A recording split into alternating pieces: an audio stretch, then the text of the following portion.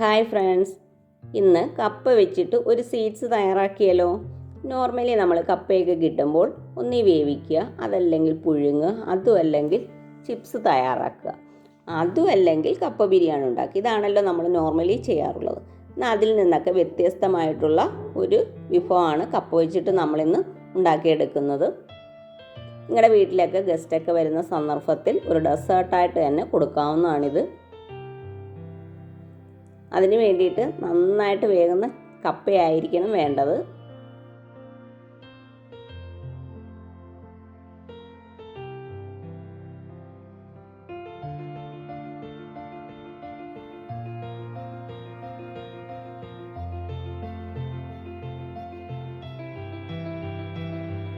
കപ്പ നന്നായിട്ട് കഴുകി വൃത്തിയാക്കിയതിന് ശേഷം ഇതൊന്ന് ഗ്രേറ്റ് ചെയ്താണ് എടുക്കേണ്ടത്.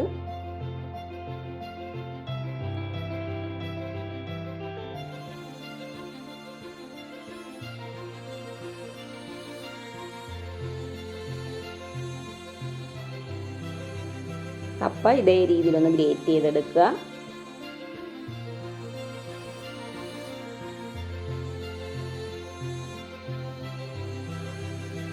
ഇനി നമ്മൾക്ക് വേണ്ടത് ഏലക്ക,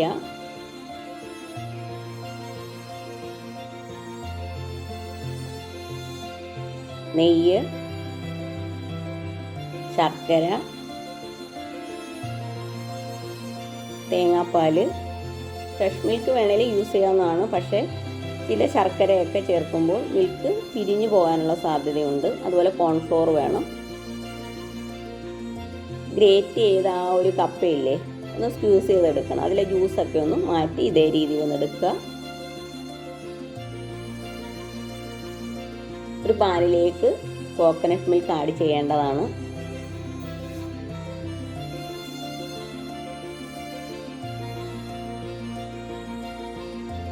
ഒന്ന് ചൂടായി വരുന്ന സമയത്ത് ശർക്കരയും ആഡ് ചെയ്യാവുന്നതാണ്.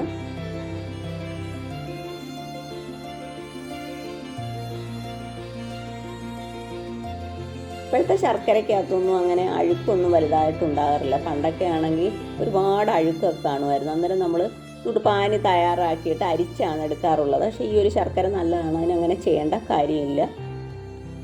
നന്നായിട്ടൊന്ന് ബോയിൽ ചെയ്യുക. ബോയിൽ ചെയ്താൽ ഒന്ന് മാറ്റി വെക്കണം. ഇനി കുറച്ച് കോക്കനട്ട് മിൽക്കിൽ കപ്പയൊന്ന് കുക്ക് ചെയ്തെടുക്കേണ്ടതാണ്.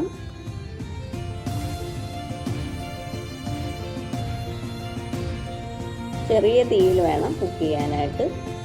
ഇടയ്ക്ക് ഇളക്കി കൊടുക്കുക.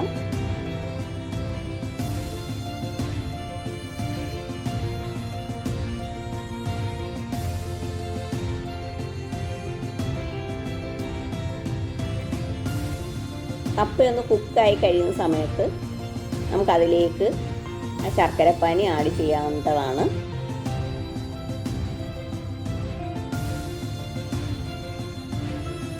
നന്നായിട്ട് ഇളക്കുക. ഈ സമയത്ത് ഫ്ലെയിം ഒന്ന് കൂട്ടി വെക്കാവുന്നതാണ്. നന്നായി തിളച്ച് കഴിയുമ്പോൾ ചെറിയ ഫ്ലെയിമിൽ വെച്ച് വേണം കുക്ക് ചെയ്യാനായിട്ട്.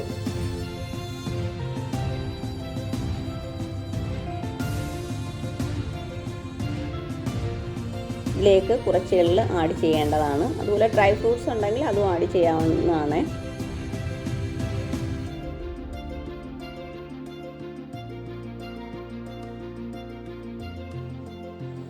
പാലിനകത്ത് ആ കോൺഫ്ലോർ ഒന്ന് മിക്സ് ചെയ്തിട്ട് ഇതിനകത്തോട്ട് ആഡ് ചെയ്യേണ്ടതാണ്. വീണ്ടും നന്നായിട്ടൊന്ന് ഇളക്കണം. ചെറിയ തീയിലായിരിക്കണം.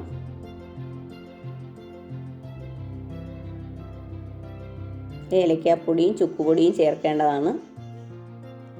കുറച്ച് ജീരകവും ചേർത്തിട്ടുണ്ട്. നെയ്യ് ചേർക്കുക. നെയ്യ് കുറച്ച് കൂടുതൽ ആഡ് ചെയ്യണം. ഇടയ്ക്കിടയ്ക്ക് നെയ്യ് ആഡ് ചെയ്ത് കൊടുത്തുകൊണ്ടിരിക്കണം.